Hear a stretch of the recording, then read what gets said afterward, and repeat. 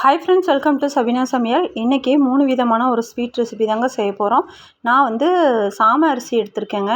சாமை அரிசி 1 டம்ளர் எடுத்திருக்கேன். 1 டம்ளர்னால் இது ஒரு 100லேருந்து 150 கிராம் பக்கம் வருங்க இந்த டம்ளரு.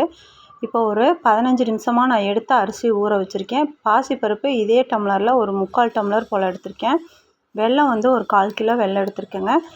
இப்போ நம்ம பொங்கல் தான், இனிப்பு பொங்கல் தான் செய்ய போகிறேன். இப்போ சாமை அரிசி நல்லா ஊறினது ஒரு குக்கரில் மாற்றிட்டு நான் எடுத்திருந்த பாசிப்பருப்பையும் நான் போட்டுக்கிறேன். போட்டு 2யும் கொஞ்சம் முழுகிற அளவுக்கு கொஞ்சம் தண்ணி கூடவே வைக்கணும். சாமை அரிசி வந்து கொஞ்சம் வேகறதுக்கு தண்ணி அதிகமாக செலவாகும். இப்போ நான் எடுத்ததுலேருந்து நான் மொத்தமாகவே ஒரு 1.5 டம்ளர் பக்கம் எடுத்திருந்தேங்க. 1.25 டம்ளர் எடுத்திருந்தேன். அதுக்கு 6-7 டம்ளர் பக்கம் தண்ணி வச்சுருக்கேன். இப்போ வெல்லத்தை வந்து கரைச்சிக்க போகிறோம். கொஞ்சமாக முழுகிற அளவுக்கு மட்டும் தண்ணி வச்சு வெல்லத்தை சுத்தமாக கரைச்சி எடுத்துக்கிறேன். இப்போ பாருங்கள், நல்லா நான் ஒரு 4 விசில் விட்டேங்க குக்கரில். இப்போ 4 விசில் விட்டோன்னா அரிசி இதுவும் பருப்பு வெந்துருச்சு நல்லா. இப்போ வந்து முந்திரி, திராட்சை, தேங்காய், ஏலக்காய் இது 3யும் வந்து நல்லா வறுத்து எடுத்துக்கலாம். தேங்காய் வந்து ஆப்ஷனல் தான், உங்களுக்கு பிடிச்சதுன்னா சேர்த்திக்கோங்க. இந்த பக்கம் வெள்ளை கரைசல் ரெடி ஆயிடுச்சு. இப்போ அதை வடித்து எடுத்துக்கிறேன். எடுத்துகிட்டு இப்போ அந்த நம்ம வெந்திருக்க அந்த அரிசியில் நம்ம போட்டுக்கிறோம். போட்டு இப்போ நல்லா கலந்து விட்டுக்கணுங்க. இப்போ பார்க்கும்போது நம்மளுக்கு கொஞ்சம் லூஸாக இருக்க மாதிரி தான் தெரியும். ஆனால் ஒரு நிமிஷத்தில் அது நல்லா நம்மளுக்கு சாப்பிட்ற அளவுக்கு கெட்டிப்பதமாயிரும். இப்போ பாருங்கள், சூப்பராக நம்மளுக்கு பொங்கல் ரெடி ஆயிடுச்சு. இப்போ வறுத்த தேங்காய் வந்து நல்லா பொன்னிறமாக வறுத்தாச்சுங்க. வறுத்துட்டு இப்படி மேலே அப்படியே போட்டுக்கலாம். போட்டு இது அவ்வளோதான், நம்மளுக்கு பொங்கல் சூப்பராக ரெடி ஆயிடுச்சு. அடுத்ததான் வந்து நான் பச்சைப்பயிறு வச்சு இன்றைக்கி ஒரு உருண்டை தாங்க செய்ய போகிறேன். பச்சைப்பயிறு லட்டு செய்ய போகிறேன். இப்போ பச்சைப்பயிறு வந்து ஒரு 1/4 கிலோ எடுத்திருக்கேங்க. இப்போ அந்த பச்சைப்பயிரை ஒரு வானலியில் போட்டு நல்லா வறுத்து எடுத்துக்கலாம். அதுக்கு ஒரு பேன் வச்சுருக்கேன். வச்சுட்டு இப்போ பயிரெல்லாம் போட்டாச்சு. போட்டு இப்போ நல்லா பொன்னிறமாக வர மாதிரி அதே ஸ்டேஜில் கருகக்கூடாது. கருகிடாமல் நல்லா வறுத்து எடுத்துக்கணும். பாருங்கள், இந்த அளவுக்கு வறுத்து எடுத்துக்கணும். இதை வந்து நான் பிளேட்டுக்கு மாற்றிட்டேன். அதே இது 1 கப்பு தேங்காய் எடுத்திருக்கேன் துருவல். இந்த தேங்காய் துருவலையும் கொஞ்சமாக நெய் விட்டு நல்லா வறுத்து எடுத்துக்கணும். இப்போ தேங்காய் போட்டாச்சுங்க. போட்டு நல்லா அந்த கலர் மாறும் பாருங்கள், அந்த ஸ்டேஜ் வரைக்கும் வறுத்து எடுத்துக்கணும். இது வந்து 1 மாதம் வரைக்கும் வச்சு வேணாலும் நம்ம சாப்பிட்லாம். நம்ம வீட்டிலையே பக்குவமாக செய்கிறனால இது வந்து ஒரு கண்டெய்னரில் போட்டு நம்ம லட்டாக எடுத்து செஞ்சு வச்சிட்டோம்னா ரொம்ப உடம்புக்கு நல்லது. குழந்தைங்களுக்கு இந்த மாதிரி செஞ்சு கொடுத்தா ரொம்ப விரும்பி சாப்பிடுவாங்க. இப்போ மிக்ஸி ஜாரில் இப்போ நான் பயிரெல்லாம் வந்து நல்லா ஆறிச்சுங்க, பச்சை பயிறு. இப்போ அப்படியே மிக்ஸி ஜாரில் போட்டு நல்லா நைஸாக அரைச்சி எடுத்துக்கிறேன். இப்போ மிக்ஸி ஜாரில் பச்சைப்பயிறு போட்டாச்சு. நான் வந்து ஒரு 300 கிராம் போல் நாட்டு சர்க்கரை எடுத்திருக்கேங்க. அதையும் இதோட போட்டுக்கிறேன். 4 ஏலக்காய் போட்டு நல்லா நெய்ஸாக அரைச்சி எடுத்துக்கலாம். பாருங்கள், நல்லா நெய்ஸாக அரைச்சாச்சு. ஒரு ஜலிப்பு கொடுத்துக்கலாங்க.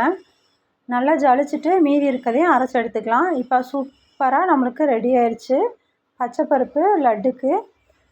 இப்போது கொஞ்சமாக இதில் ஒரு 4லேருந்து 5 டீஸ்பூன் போல் நெய் ஊற்றிக்கலாம். அதுக்கு முன்னாடி தேங்காய் நல்லா வறுத்து வச்சுருக்கோம் இல்லைங்களா, இந்த அளவுக்கு கலர் மாறிடணும். செம்ம மழைங்க எங்கள் ஊரில். உங்கள் ஊரில் எப்படி மழை இருக்குதுன்னு நீங்கள் எனக்கு கமெண்டில் சொல்லுங்கள். இந்த லட்டு செய்யவே கரண்ட்டும் போயிடுச்சு. செம்மையாக இருக்குது மழை. இந்த 2-3 நாளாகவே சரியான மழையாக தான் இருக்குது. உங்கள் ஊரில் இப்படி தான் இருக்கா மழையில்? நீங்கள் எனக்கு சொல்லுங்கள்.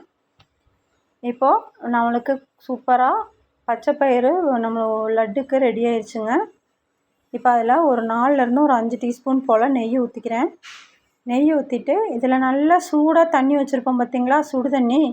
அந்த மாதிரி தண்ணி வந்து லைட்டாக தெளித்து விட்றதுனா தெளித்து விட்டுக்கலாம். ஆப்ஷனல் தான், உங்களுக்கு பிடிச்சதுன்னா தெளிச்சுக்கோங்க. இல்லைன்னா இந்த நெய் இருக்கிறதுலையே நம்மளுக்கு கரெக்டாக வரும் உருண்டை பிடிக்க. இப்போ சூப்பராக நம்மளுக்கு பச்சைப்பயிறு லட்டு ரெடி ஆயிடுச்சுங்க. இது மாதிரி சாமை அரிசி வந்து நான் ஒரு 2 கப் எடுத்திருக்கேன். அந்த கப்பில் இப்போ நம்ம சாமை அரிசியில் லட்டு தான் செய்ய போகிறோம். இப்போ அதுக்கு ஒரு பேன் வச்சாச்சுங்க. நல்லா கழுவி ஊற வச்சுருக்கேன் நான் சாமை அரிசியே போட்டுக்கிறேங்க. நல்லா ஊறினோன்னே நான் இப்போ ஒரு 1 மணி நேரமாக ஊற வச்சுருந்தேன்.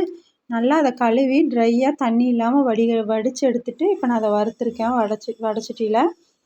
இப்போ அதை நல்லா பொரிஞ்சு வரும் பாருங்கள், அந்த ஸ்டேஜ் வரைக்கும் நல்லா வறுத்துக்கணும். அதே ஸ்டேஜில் கருக விடக்கூடாது. லோ ஃப்ளேமில் வச்சு தான் நல்லா வறுத்து அது நல்லா மணம் வருங்க. பொரியிற ஸ்மெல்லு நம்மளுக்கு நல்லா வரும். அந்த ஸ்டேஜில் நம்ம எடுத்துக்கணும். இப்போ சூப்பராக வறுத்தாச்சு பாருங்கள். இது ஒரு பிளேட்டுக்கு மாற்றியாச்சு. தேங்காய் வந்து ஒரு கைப்பிடி நான் மிக்ஸி ஜாரில் ஒரு சுற்று மட்டும் சுற்றி எடுத்து வச்சுருக்கேங்க. அந்த தேங்காவை இந்த நெய்யில் வறுத்துக்கலாம்.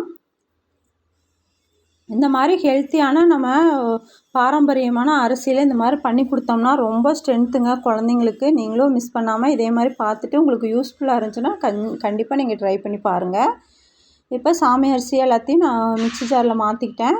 அதே மாதிரி நாட்டு சர்க்கரை நான் ஒரு 150 கிராம் எடுத்து வச்சுருந்தேங்க. அந்த சர்க்கரையும் போட்டாச்சு.